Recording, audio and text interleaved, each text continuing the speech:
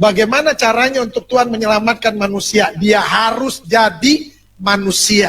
Kenapa harus jadi manusia? Karena yang diselamatkan manusia, bukan monyet.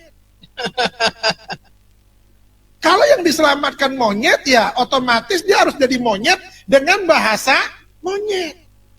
Kalau yang diselamatkan monyet, ya otomatis dia harus jadi monyet dengan bahasa monyet. Assalamualaikum warahmatullahi wabarakatuh. Teman-teman, pendeta yang satu ini namanya adalah Iksan Palopo. Mengaku sebagai seorang murtadin, kerap kali membahas Al-Quran di dalam gereja. Orang ini mengaku lulusan pondok pesantren di Jawa Timur, katanya, saudara-saudariku. Lucu memang ya, beberapa pendeta kesaksiannya memang lucu-lucu ya, mengaku sebagai mantan Islam, padahal aslinya dugaan saya memang kafir dari kecil ya, memang Kristen dari kecil ya. Tapi ya begitulah mereka ya. Banyak pendeta, oknum-oknum pendeta yang mengaku sebagai seorang murtadin. Tapi saya pribadi nggak percaya, teman-teman. Kenapa? Karena muslim dan muslimah yang betul-betul taat mustahil murtad. Kembali ke pernyataan pendeta Iksan Palopo. Orang ini mengatakan untuk menyelamatkan manusia, Tuhan harus menjadi manusia. Kalau yang mau diselamatkan adalah monyet, otomatis Tuhan harus menjadi monyet dengan bahasa monyet, katanya, teman-teman. Apakah pernyataan daripada pendeta Iksan Palopo ini sejalan ya, atau sepemikiran dengan Kristen-Kristen yang lain? Kita simak video berikut ini.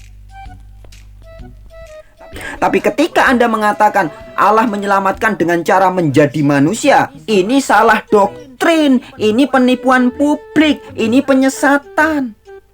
Sebab menurut Alkitab, ingat ya, kalau Anda imannya Kristen, ingat-ingat Roma 10 ayat 17, imannya harus mendengar firman Kristus ya, harus berdasarkan ada tertulis, jangan direka-reka ya. Tuhan menjadi manusia itu salah doktrin. Itu penipuan publik menurut Kristen yang lain. Pendeta ini Kristen, yang di sini juga orang Kristen. Bagaimana cara Allah berinisiatif menyelamatkan manusia?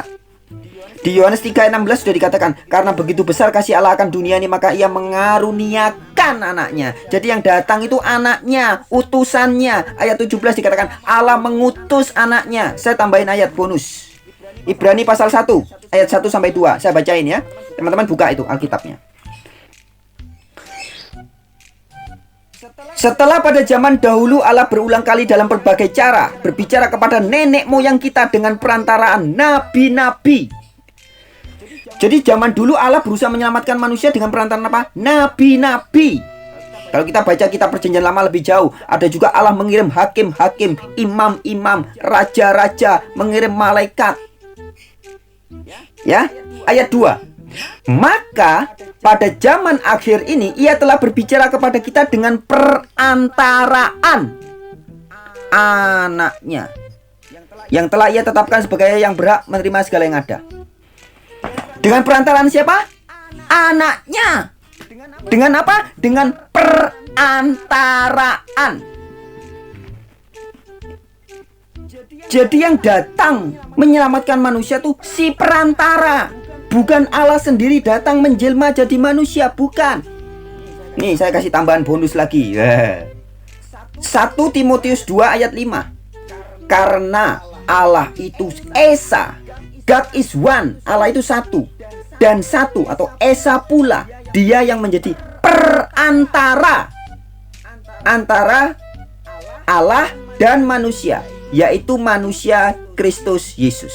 Jadi Yesus Kristus itu perantara, bukan Allah menjelma jadi Yesus, bukan.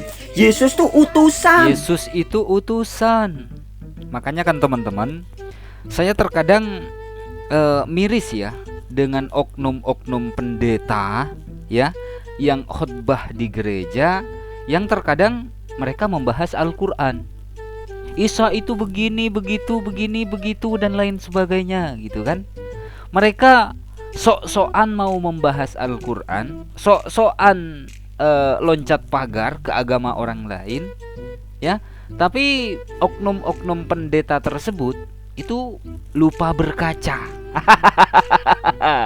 Lupa berkaca bahwa di internalnya sendiri seputar konsep ketuhanan, yaitu Tuhan yang katanya menjadi manusia, itu masih kacau balau, teman-teman. Kenapa saya bilang kacau balau? Yang satu mengimani Tuhan menjadi manusia, yakni menjadi Yesus Kristus. Kristen yang lainnya mengimani Allah itu atau Tuhan itu tidak menjadi manusia, yakni Yesus Kristus.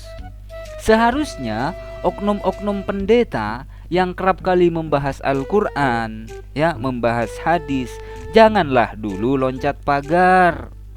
Rapatkan dulu masalah konsep ketuhanan yang ada dalam Kristen. Ini sebetulnya yang mana sih yang betul? Apakah Yesus itu satu di antara yang tiga, yakni Bapa, Yesus, dan Roh Kudus? Atau Yesus itu adalah Bapa itu sendiri? Atau Yesus itu adalah utusan Bapa, adalah utusan Allah? Seharusnya ini dulu dirapatkan, ini dulu didiskusikan. Kalau masalah ini sudah selesai, sudah clear, okelah kalian mau membahas Al-Quran mungkin, mau membahas hadis mungkin, gitu kan. Tapi kalau perkara ketuhanan, perkara konsep ketuhanan masih belum kelar sampai saat ini, lah kok bisa-bisanya loncat pagar membahas Al-Quran ataupun hadis? Punya kaca nggak sih? Saya nanya, Pendeta Iksan Palopo punya kaca nggak? Tambah bonus lagi satu. Yudas pasal 1 ayat 25. Kitab Yudas itu sebelum Wahyu ya, cuman ada satu pasal. Ayat 25. Yudas 25. Allah yang Esa, juru selamat kita. Oleh ini dalam terjemahan bahasa Inggrisnya through, melalui. Kalau bahasa Yunaninya dia. Ya, jadi Allah yang Esa, juru selamat kita melalui Yesus Kristus, Tuhan kita. Jadi Allah yang Esa yang menyelamatkan kita. Tapi ketika Allah yang Esa itu menjadi juru selamat bagi kita, tidak dia datang sendiri, menjelma jadi manusia, lahir jadi bayi, terus jadi besar. Tidak. Oke, cukup ya saudara-saudariku. Ini adalah bukti bahwa di internal Kristen sendiri seputar konsep ketuhanan Yesus itu ya memang sampai saat ini masih berbeda, saudara-saudariku. Ini adalah fakta, ya. Yang satu mengimani Tuhan menjadi manusia, yang satu mengimani Tuhan itu tidak menjelma menjadi manusia. Sama-sama Kristen mereka. Jadi masukan buat Pendeta Iksan Palopo yang mengaku sebagai seorang murtadin yang konon katanya 6 tahun mondok di Pondok Pesantren Jawa Timur, yang jadi ustadz katanya jadi dosen. Pikir-pikir dululah kalau mau membahas Al-Quran maupun hadis. Dan satu lagi ya, yang tertulis di kitabnya Pendeta Iksan Palopo ini adalah Allah itu memang bukan manusia. Allah bukanlah manusia. Bilangan 23 ayat yang ke-19. Dan Yesaya 43 ayat yang ke-10, Allah itu tidak dibentuk sebelumnya maupun sesudahnya. Mohon maaf apabila ada silap kata, saudara-saudariku. Assalamualaikum warahmatullahi wabarakatuh.